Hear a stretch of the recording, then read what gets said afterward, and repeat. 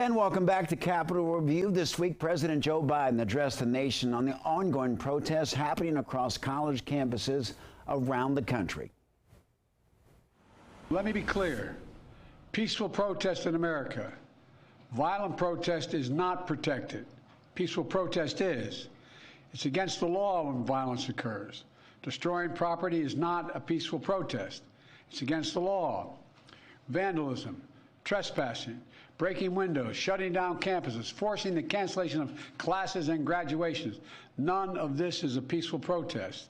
There is no place for hate speech or violence of any kind, whether it's anti-Semitism, Islamophobia, or discrimination against Arab Americans or Palestinian Americans. Well, the president reiterated that there's the right to protest, but also the right to get an education and the right to walk across the campus safely without fear of being attacked. Joining me now is Brett Samuels. He is the White House reporter for our media partners at The Hill. Brett, welcome back. Thanks so much for having me. Well, we heard President Biden's remarks earlier about the campus protests across the nation. What do you think his overall message is?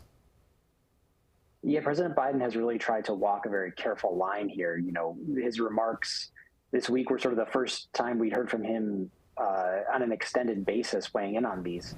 And his message was essentially, you know, that he respects the right to peacefully protest, but he was pretty sharply critical of some of the more aggressive or violent aspects of some of these protests. He really used his remarks to say that violent protest that leads to chaos or disorder is not okay.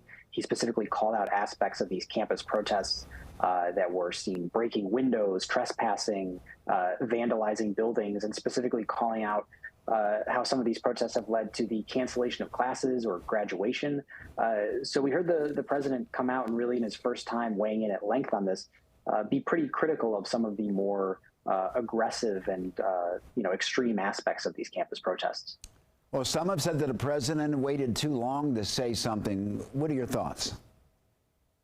Yeah, certainly that's criticism that he's gotten from Republicans on this. Even some Democrats, I think, felt like it was becoming untenable for the president to not weigh in on this. He'd only given sort of a passing remark as these protests really kind of captured the nation's attention and were sort of the dominant story of the week.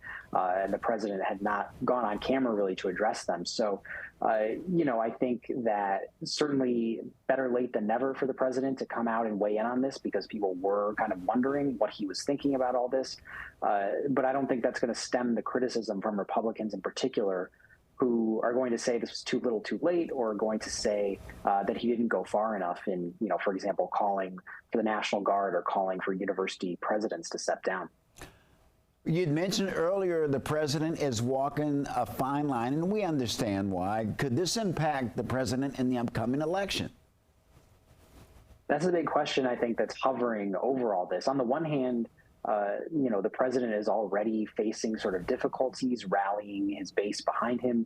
Young voters are obviously a huge part of that. There was a CNN poll that found Biden actually trailing former President Trump among young voters by 11 percentage points. So that's kind of a red flag for the Biden campaign, I think. And if these protesters on college campuses, while they may not, represent the monolith, for example, of the youth vote, if a portion of them either vote for a third-party candidate or decide to stay home in November, that could really have big ramifications for Biden in what's expected to be a really close election. And on the other hand, he's trying to balance that with not wanting to alienate more moderate voters who view these protests as kind of extreme and out of the mainstream. So it is a delicate issue for the president, but certainly there could be ramifications in November, which is going to be a really close election. And Brett, what do you think is next for the Biden administration in general, and also with respect to the campus protests? Yeah, we heard from the president say at the end of his remarks this week that these protests, A, he was not going to send in the National Guard, so the White House is continuing to leave that up to governors. And B, the president said that these protests had not changed his mind about his policy in the Middle East and toward Israel and Gaza. So, for the meantime, it seems like we're in a holding pattern on here where we're going to continue to hear the White House, A, defend Israel's right to defend itself against Hamas, and B, call for Israel to do more to protect civilians and humanitarian workers. So it doesn't seem like they're going to change their approach here just because of the campus protests. And at the same time, I think we're going to continue to see the president, as he did this week. He went to North Carolina to talk about infrastructure. He's headed to Wisconsin in the coming days to talk about his agenda. So I think the White House is really going to make an effort to keep the focus on the president's achievements and sort of the big talking points heading into the election. But certainly they'll be keeping an eye on these protests. Brett Samuels, our White House reporter for our media partners at The Hill. Thank you very much for joining us.